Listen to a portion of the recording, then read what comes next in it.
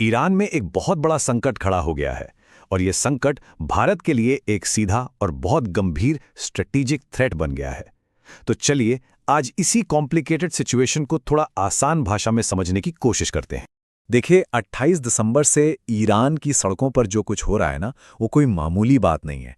ये Islamic revolution के बाद का अब तक का सबसे बड़ा और सबसे हिंसक विरोध प्रदर्शन है। मतलब पूरे देश में एक तरह से उथल-पुथल मची हुई है। और इसकी गंभीरता का अंदाजा आप इसी बात से लगा सकते हैं कि इन प्रदर्शनों में 2,500 से ज्यादा लोगों की जान जा चुकी है। तो आज हम 4 जरूरी हिस्सों में इस पूरी कहानी को समझेंगे। पहले, ईरान में चल क्या रहा है।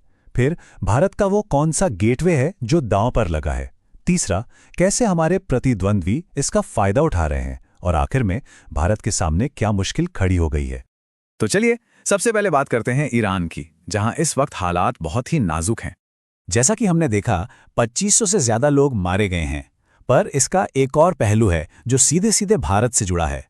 वो ये कि ईरान में करीब 10,000 भारतीय नागरिक फंसे हुए हैं और इंडियन एम्बेसी ने उन्हें जल्द से जल्द देश लौटने के लिए कहा है। अच्छा, अब आते हैं उस मुद्दे पर जो भारत के लिए सबसे बड़ी स्ट्रैटेजिक चिंता है, और वो है चाबहार पोर्ट पर मंडराता हुआ खतरा। तो ये चाबहार पोर्ट आखिर है क्या?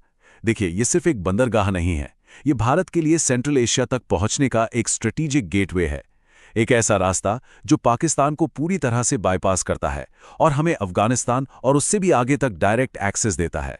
आप समझ सकते हैं कि ये कितना जरूरी है। और भारत के लिए ये प्रोजेक्ट कितना अहम है, इसका अंदाजा आप इस नंबर से लगाइए।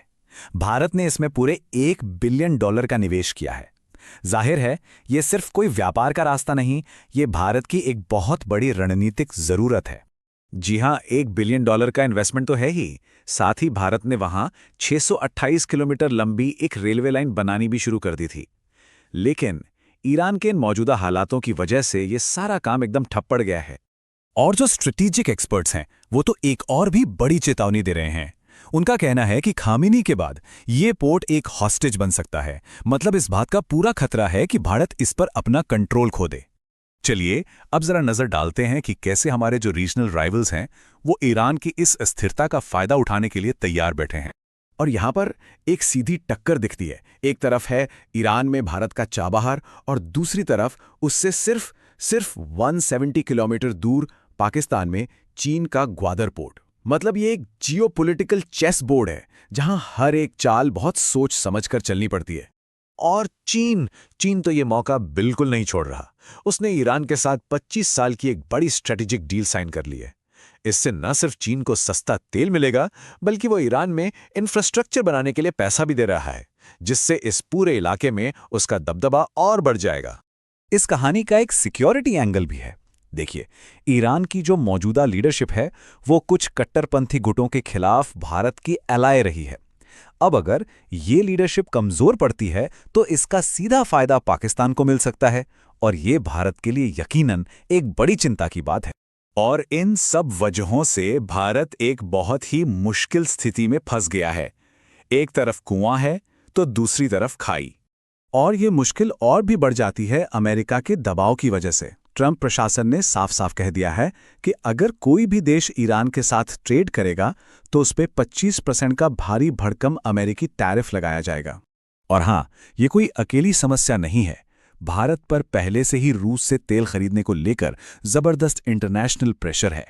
तो ये उसी कड़ी का एक हिस्सा है जो भारत की इंडिपेंडेंट फॉरेन पॉलिसी को चैलेंज कर रहा है। जानी मानी राजनयिक निरुपमा राव का कहना है, पश्चिमी एशिया में फैली इस अशांति का असर ऊर्जा की कीमतों, शिपिंग और उग्रवाद पर भी पड़ेगा।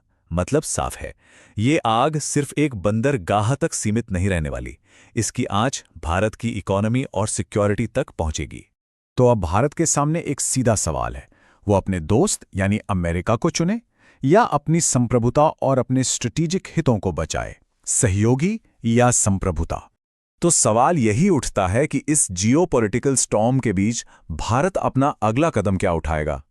क्योंकि ये फैसला सिर्फ चाबहार के भविष्य का नहीं है, ये फैसला आने वाले वक्त में पूरे वेस्ट एशिया में भारत की जगह को तय करेगा।